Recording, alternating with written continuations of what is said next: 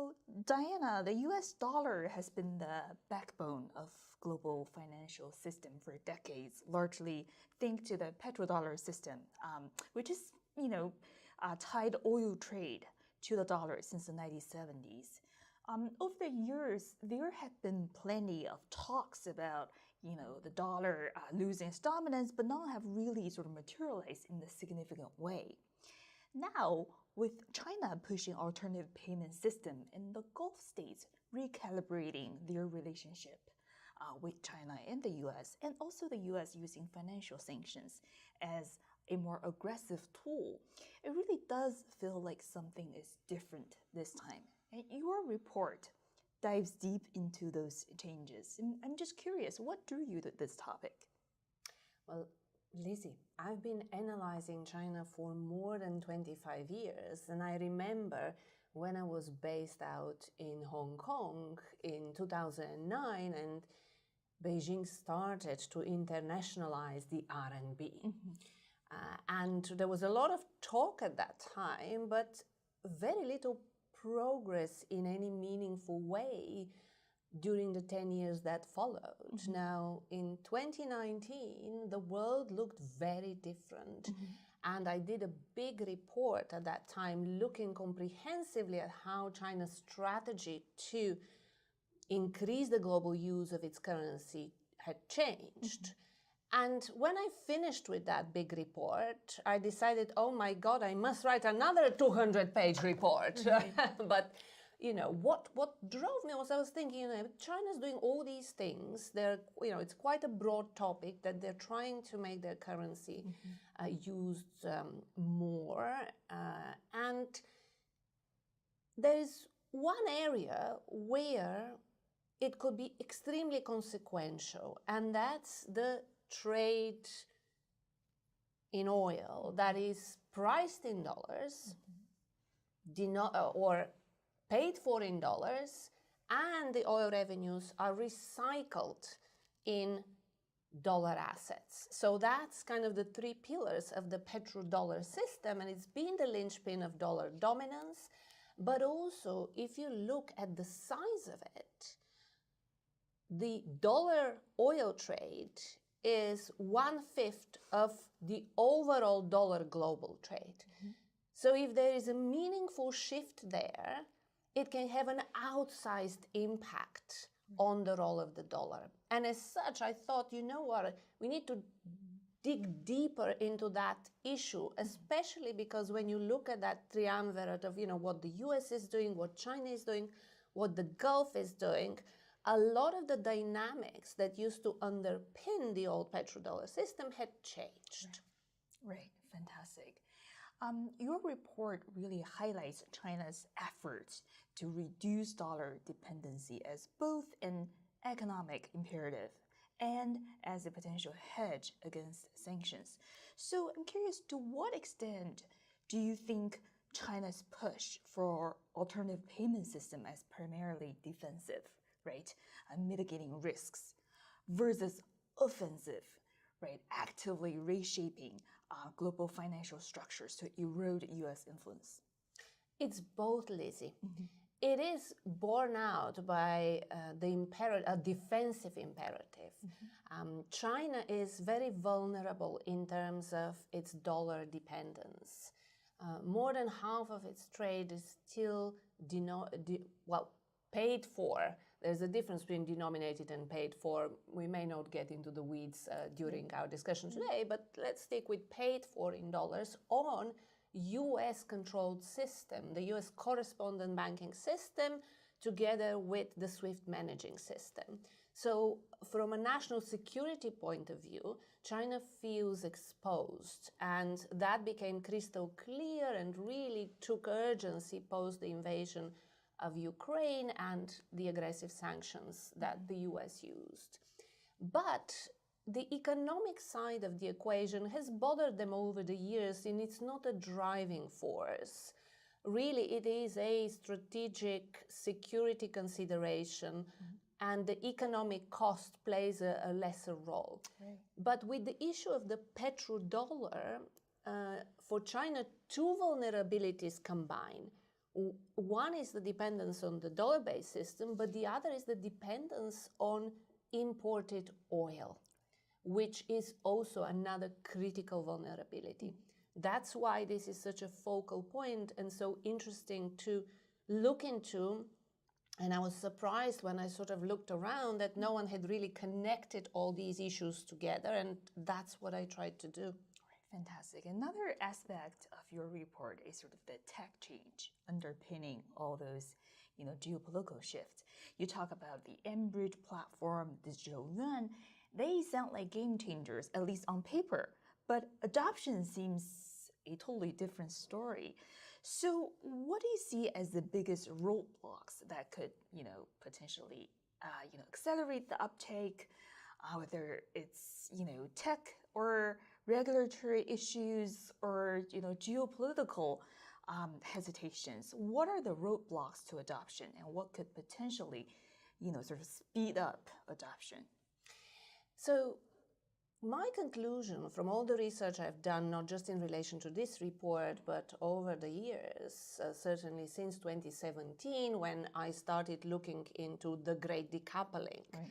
And that was the key thesis of my research for however many years it is since then, right.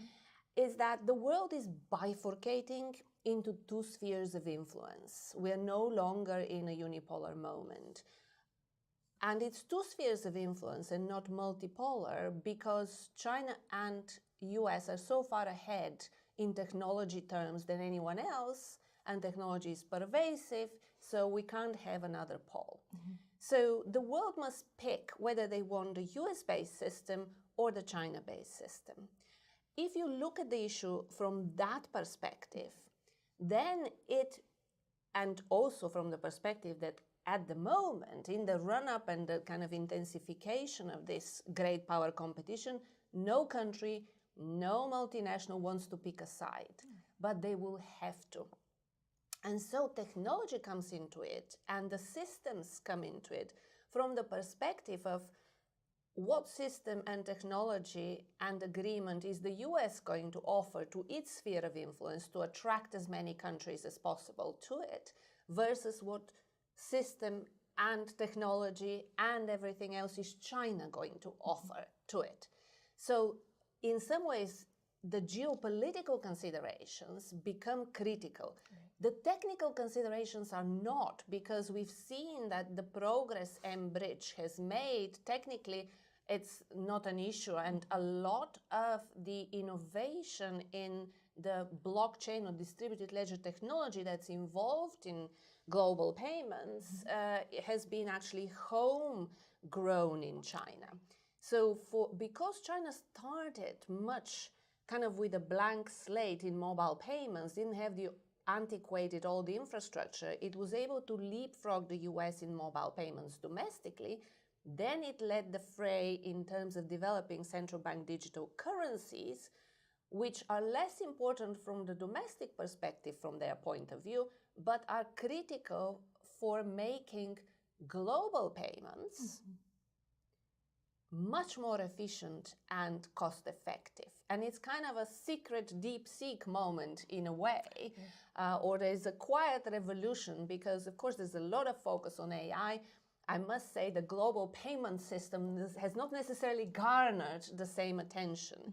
But take the numbers, for example, in the US, these global payments annually account for 2.2% of GDP. That's the size of the inefficiency. It's ginormous that every taxpayer is paying for this. Now, using central bank digital currency for cross-border payments can halve the cost. And the efficiency, it's from taking 3 to 5 days to move money around through the various correspondent banks to literal seconds. There's also a very important point here, which is that because the payment and settlement and exchange rate is instantaneous conversion, of course, there are issues actually with the exchange rate side of things, but without getting too technical, then you get a situation where you don't have to keep very large reserves for the liquidity needs and the settlement needs. So it's not a question of whether the reserves will be allocated to yuan or to dollars. They will just per se be a lot less. The biggest challenge for the adoption for any of these systems, because the US can decide to sort of move in that direction as well and explore those advantages too, something they are not doing, which I think is a strategic mistake. It's the legal and compliance side of things. That actually, in my conversations with practitioners, that takes up 80% of the roadblocks than the technical side. Yeah, fascinating. And let's talk about Gulf states. I think one really fascinating aspect of the report is the tightrope the Gulf states are walking, right? So take Saudi Arabia. And you mentioned Saudi Arabia's Vision 2030, which is a case in point. It aligns closely with China's economic ambitions, but security concerns also tie those states to the US. So what would actually push them to start, say, using yuan more seriously for oil trade? Are there specific financial or political incentives that could tip the balance in one direction versus the other? Yes, you're absolutely right. At the start of the petrodollar system, both the economics and the security of Saudi Arabia and Saudi Arabia is the linchpin of OPEC and everything else. That's why really the focus is on that one country, but it's emblematic of the broader developments in the Gulf. Right. The economics now, well, originally they were with the US, but now the economics of oil are with China. The economics of the way Saudi Arabia sees its future are also with China to an extent because it's technology, so it's whoever is willing to work with Saudi Arabia to develop that side of its economy. And the security considerations are still with the US. China, while it is increasing its influence in the region, and certainly the Saudis perceive China as a much more trustworthy partner than the US maybe realizes, certainly from my conversations, and they were grateful for the Iran deal, etc., etc. Nonetheless, they do realize that the security is still firmly really with the US.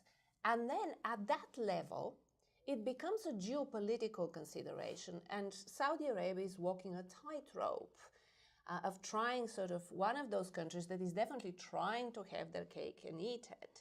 But what is important is that they're creating alternative infrastructure to allow themselves the flexibility. So they are a part of mBridge. The UAE was at the start of the mBridge platform development.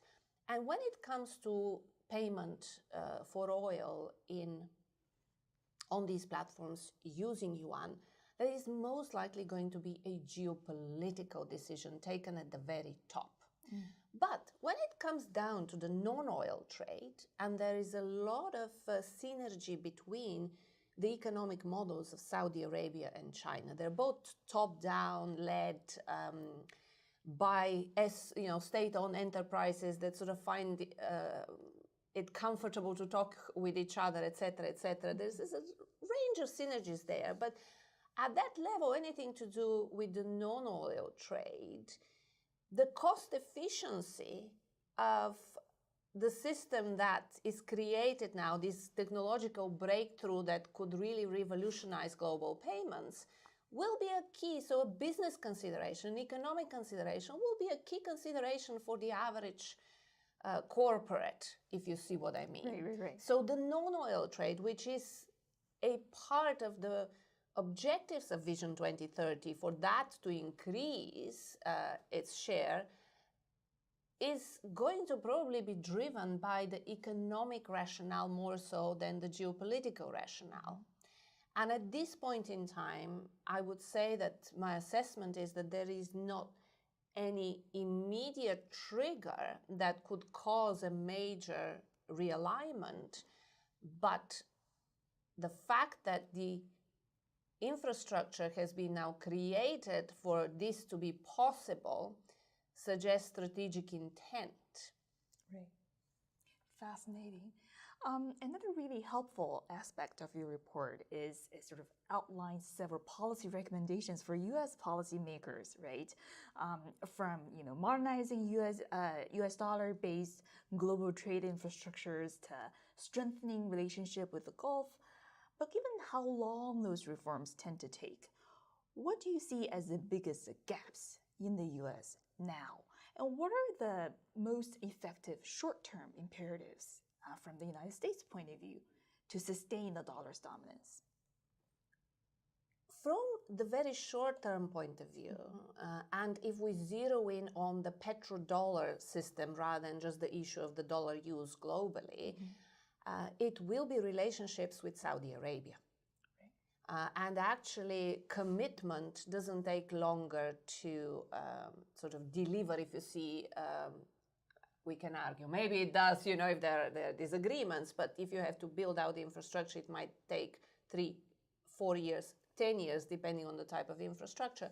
But commitment and finding a common ground hopefully might come or easier.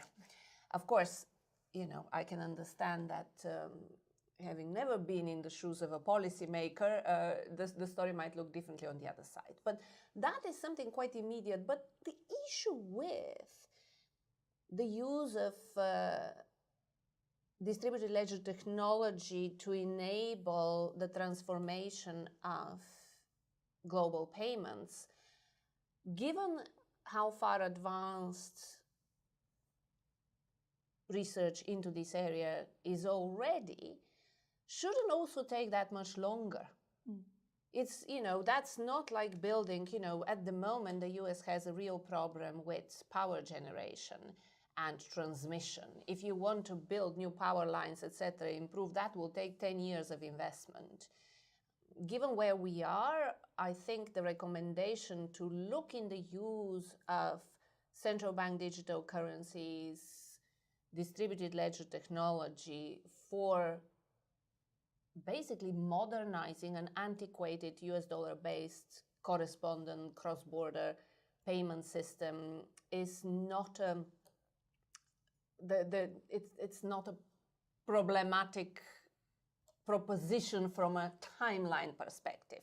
I think what is probably the most difficult recommendation to make in the current climate is, and I'm speaking as someone who is originally from Bulgaria, I live in London, I am neither Chinese nor American, keeping an independent sort of dispassionate analytical look at this, but also seeing the reaction outside of the US, is that there has to be more carrot than just stick from the US's point of view in terms of enticing existing allies, let alone unaligned nations, to join the US sphere of influence.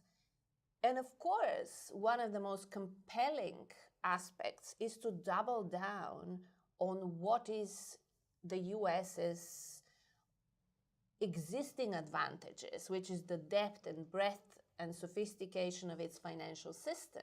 Because in my research, while the payment for oil and the use of the oil revenues are the bits of the system that are likely to be impacted by these changes, the pricing of oil is actually firmly in the dollar domain. And that's because, of course, the market system, the free, transparent system with long-built trust and infrastructure, will be the trusted one and the best to give indications on produce the pricing signal. So doubling down on existing advantages is also not a particularly arduous or time-consuming task. Fascinating. On to the future. You suggest that we are moving toward a more fragmented, sort of monetary architecture rather than an outright de-dollarization. But there are other possible scenarios. What are the key indicators or milestones you'll be watching in the next, say, 5 to 10 years to determine whether this shift is going to remain gradual or is it going to accelerate it into something more major, like a more fundamental restructuring of the global financial order? Great question, Lizzie. And I try to look to the future.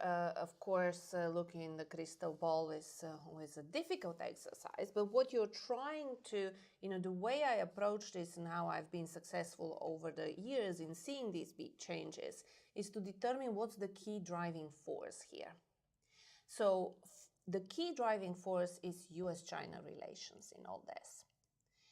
And that's what I will be watching very carefully in seeing how it will unfold at the very top level. Mm-hmm. The most likely scenario at present is a gradual de-dollarization of the oil trade and more broadly, or more broadly in the sense of the trade of the Gulf states with the rest of the world. This report, I didn't look at the broad de-dollarization point. And what is, though, extremely worrying is that the scenario where a sudden shock leads to precipitate change is the second most likely scenario, rather than a faster adoption because of, X, Y, or Z. And the reason I see that as a more likely scenario is because we are in this context of great power competition, which in some ways makes the world very uncertain and unpredictable, because you have this classical Kindleberger trap, where the kind of existing hegemon can't fulfill its role fully or to the same extent as they did in the past, and the aspiring superpower is neither ready nor prepared to do so. So you create a vacuum in the global economy that leads to increased geopolitical risk, and I don't have to start listing the geopolitical conflicts that we have had on our hands in the last few years. So whether it's a geopolitical event, whether it is an economic event that China's economy collapses, for example, we have riots in the US and the social fabric disintegrates. You can none of these scenarios that 15 years ago seemed crazy now are as outlandish as they used to be. So the worry is, and depending on the type of shock, you could either have a sort of a swift change in the direction of the China system, or a swift choice being made by everyone else to join China or stay with the US. Right, fascinating. And you talk about those wildcard events in your paper, in your report, that could potentially shake things up. And one scenario that particularly sort of concerns U.S. policymakers is Taiwan Strait crisis. If that happens, how would that sort of change things around? Are we going to see a more kind of more leaning toward China-led initiatives, or people gonna flee to the U.S. dollar for safe haven? How should we actually think about those contingencies? Well, this Taiwan conflict scenario is a key worry and one of those critical sort of shocks that can shake the system. And that's, we don't have to think to 2049 to worry about this scenario. We worry about this scenario right now. And it depends also what shape of conflict we get. Because obviously, if it is a full-scale military invasion of Taiwan, it will be a very different response from the US point of view. It will also put the rest of the world in a very different position, and the choices they will have to make. It could be a scenario which is kind of if you'd like, a soft, at the moment in the Taiwan Strait, China's approach has been ramping up gray zone pressure. And it's difficult to determine at what point does the gray zone pressure kind of cross a red line that can be considered either a military act or sufficiently aggressive to necessitate a response from the US. So depending on what scenarios unfold or sub-scenarios unfold in that case, I would say that actually in this subset, using the financial and economic weapon from a US point of view becomes much more likely. Obviously, in the full-out invasion, it's going to be one of the things, but it's probably going to be not the most important one. Whereas it's in the section of whether it's a quarantine or, China's been ramping up the use of its Coast Guard and the way it's going to, establish its presence. That in those scenarios, actually, the first probably one of the asymmetric responses that the US is likely to be using, I would have suspected, does involve particularly using the dollar or dollar-based system. Fascinating. I mean, your report is very comprehensive, and we barely touched the surface of the report today. But what are some of the other key takeaways you want to highlight to our audience?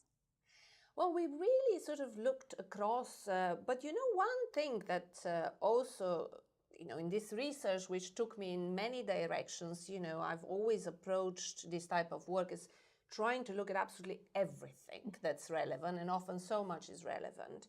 There is the issue, not just about technology and distributed ledger technology revolutionizing global payments, but it's global trade full stop. The system of shipping and bills of ladling is so antiquated, and so many pieces of paper and time taken to do something that in the modern world can be done in seconds if it becomes digital. And a lot of the roadblocks in that space were really sort of business roadblocks, because various banks, large banks, financial institutions tried to digitize that part of trade and trade finance, because those documents are relevant for trade finance.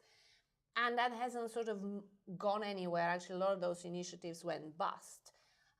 And this is where we need also either supranational, but in the bifurcating world, it becomes complicated.